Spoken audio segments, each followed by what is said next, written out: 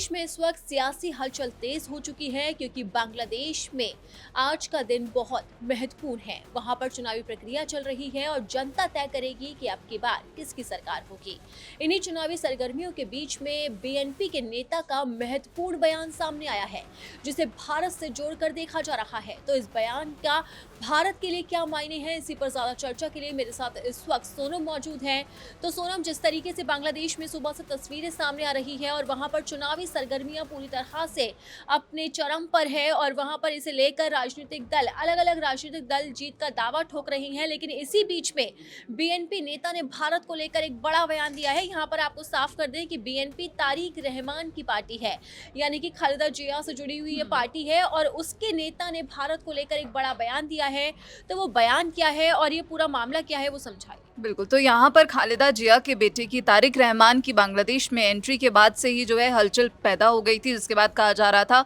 कि अब क्या जो बांग्लादेश की कुर्सी है, जो बांग्लादेश की कमान है, वो तारिक रहमान के हाथों आएगी। और यहाँ पर भारत और बांग्लादेश के बीच हम देख रहे हैं पहले ही तनाव यहाँ पर बना हुआ है, क्योंकि शेख हसीना का मुद्दा है और अल्पसंख्यकों का मुद्दा है। इन दोनों मुद्दों पर लगातार जो है भारत और बांग्लादेश के बीच देखा हमने कि वार और पलटवार की जो चीज़ें हैं वो देखी जा रही हैं, बयान दिए जा रहे हैं लगातार बांग्लादेश की तरफ से। लेकिन भारत की तरफ से लगातार ये साफ किया गया कि भारत जो है बांग्लादेश की स्थिरता के लिए प्रतिबद्ध है। अब यहाँ पर अगर हम बात करें तो बीएनपी नेता की तरफ से ये बड़ा बयान सामने आया। पार्टी प्रमुख तारिक रहमान के करीबी हैं और भारत को लेकर ये बयान दिया गया, जिसमें मेहदी अमीन ने साफ तौर पर यह कहा है कि अगर उनकी पार्टी जो है सत्ता में आती है, यानी कि बांग्लादेश की कमान संभालती है, तो भारत के साथ काम करने के जो बेहतरीन अवसर हैं वो यहाँ पर मौजूद हैं। तो एक बड़ा संदेश भारत के लिए अब इस बयान में दिया गया है, जिसमें यह कहा गया है कि रिश्ते जो हैं आपसी भरोसे, बराबरी और जो पारस्परिक हित हैं उन पर आधारित होने चाहिए। साथ ही जो कई सेक्टर्स हैं, व्यापार हो गया, उद्योग हो गया, संस्कृति, सुरक्षा और शिक्षा जैसे क्षेत्रों में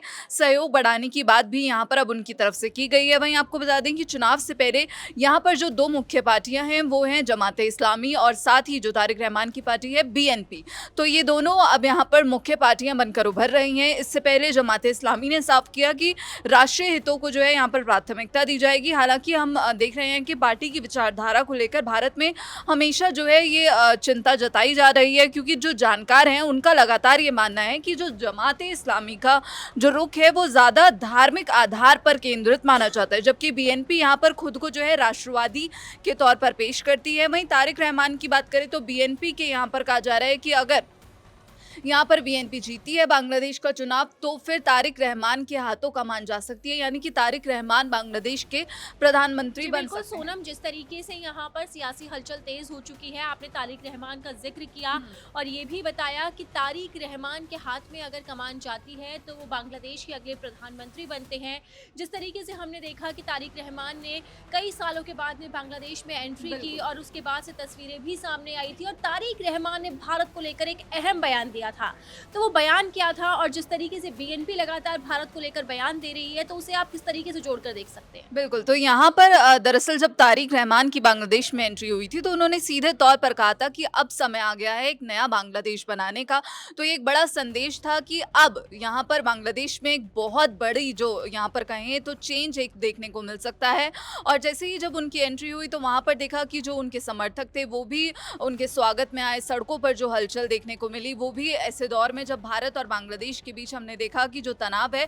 वो अपने चरम पर था। तो यहाँ पर तारिक रहमान की तरफ से सीधे तौर पर ये संदेश दिया गया था कि भारत के साथ जो रिश्ते हैं उसके लिए हम यहाँ पर खुले हैं और भारत और बांग्लादेश के रिश्तों को आगे लेकर हम चलना चाहते हैं। लेकिन यहाँ पर अब उनकी तरफ से अगर हम यहाँ ये कहा जा रहा है कि अगर वो जीते हैं तो इस स्थिति में आखिर भारत के साथ जो संबंध हैं, जो ऑलरेडी बांग्लादेश के साथ तनाव की स्थिति में चल रहे हैं, तो यहाँ पर क्या बदलाव आ सकता है और क्या समीकरण बन सकते हैं? हाल ही के अगर दौर की बात करें तो बांग्लादेश से हमारे शेख हसीना के समय में काफी अच्छे संबंध थे, लेकिन जब से वहां पर यूनूस की सरकार आई है तब से हमने देखा है कि वहां पर अल्पसंख्यकों को लगातार निशाना बनाया जा रहा है और जो मोहम्मद यूनूस है उनका जो कार्यकाल है उसमें लगातार भारत विरोधी बयान दिए गए हैं और लगातार ऐसी कार्रवाई की गई है जिससे माना जा रहा है कि बांग्लादेश और भारत के रिश्तों में लगातार दरार आती हुई नजर आ रही है और यूनुस का जो झुकाव है वो हमने पाकिस्तान की तरफ ज्यादा देखा है। लेकिन अगर जिस तरीके से वहां पर जो चुनावी माहौल चल रहा है, तारिक रहमान की चर्चा जोरों पर है, अगर वो प्रधानमंत्री बनते हैं तो इससे भारत को क्या फायदा हो सकता है? बिल्कुल, यहाँ पर अगर हम बताएँ तो अगर 3 पॉइंट्स में मैं यहाँ पर समझाऊँ तो अगर हम संतुलन की कोशिश जो है बीएनपी के इस बयान से ये साफ है कि अब बीएनपी यहाँ पर सोच समझकर आगे बढ़ती हुई दिख रही है, क्योंकि बीएनपी को भी पता है कि हमें भारत का जो है साथ यहाँ पर उनको लेकर चलना होगा, क्योंकि भारत हम देख रहे हैं कि इतनी तेज़ी से बढ़ रहा है और अभी भारत और अमेरिका की ट्रेड डील हुई तो शायद यहाँ पर बीएनपी को ये समझ आ रहा है कि भारत से उन्हें पंगा नहीं लेना चाहिए। तो यहाँ पर संतुलन बनाने की कोशिश की जा रही है और बीएनपी शायद ये दिखाना चाहती है कि वो ना तो किसी एक देश पर अत्यधिक निर्भर है और ना ही टकराव चाहती है। तो यहाँ पर भारत के साथ जो है रिश्तों में बराबरी की बात यहाँ पर ये उनके जो संकेत दिए जा रहे हैं उनकी पार्टी के द्वारा। और व्यापार और कनेक्टिविटी पर अगर हम बात करें तो सीमा व्यापार, बिजली, ऊर्जा और जो इंफ्रास्ट्रक्चर का सहयोग है, ऐसे मुद्दों पर बातचीत आगे बढ़ सकती है अगर यहाँ पर बीएनपी के तारिक रहमान प्रधानमंत्री बनते हैं। तो दोनों देशों के बीच जो पहले से कई परियोजनाएं पहले ही चल रही हैं।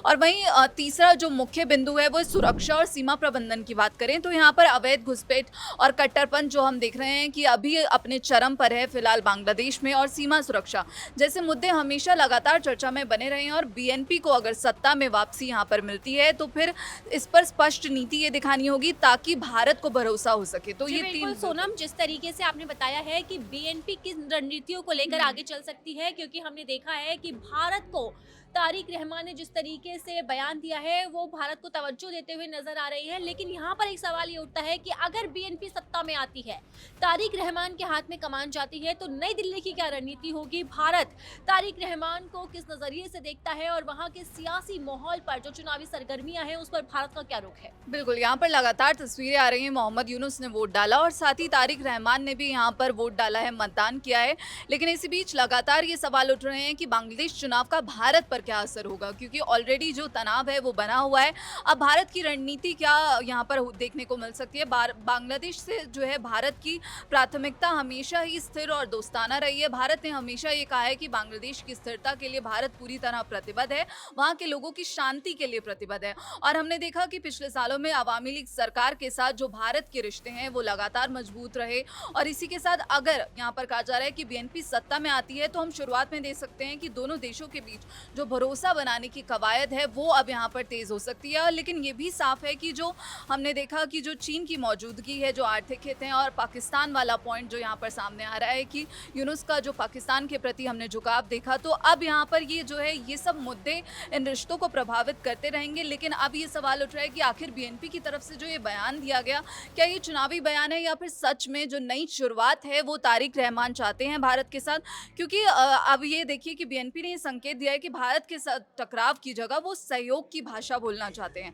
अब यहाँ पर ये सामने है कि बांग्लादेश की जनता के हाथों में ये फैसला है कि अगर तारिक रहमान जीते हैं तो दिल्ली और बांग्लादेश के बीच जो रिश्तों का नया अध्याय यहाँ पर शुरू हो सकता है। लेकिन वो कैसा होगा ये आने वाला वक्त ही बताएगा। जी बिल्कुल सोनम, जिस आपकी तमाम जानकारी के लिए बहुत बहुत शुक्रिया। जिस तरीके से हम देख रहे हैं कि बांग्लादेश की सियासी माहौल जो है वो लगातार बदलता जा रहा है और जो हवा का रुख है वो कहीं ना कहीं तारिक रहमान की तरफ जाता हुआ नजर आ रहा है। तो अब ये तो आने वाला वक्त ही बताएगा कि जनता क्या फैसला लेती है, जनता अब की बार बांग्लादेश में किसके हाथ में सरकार सौंपती है और अगर नई सरकार बनती है तो उसका भारत पर क्या असर होता है, बांग्लादेश और भारत के रिश्तों में क्या नया मोड़ आता है। फिलहाल मेरे साथ इस खबर में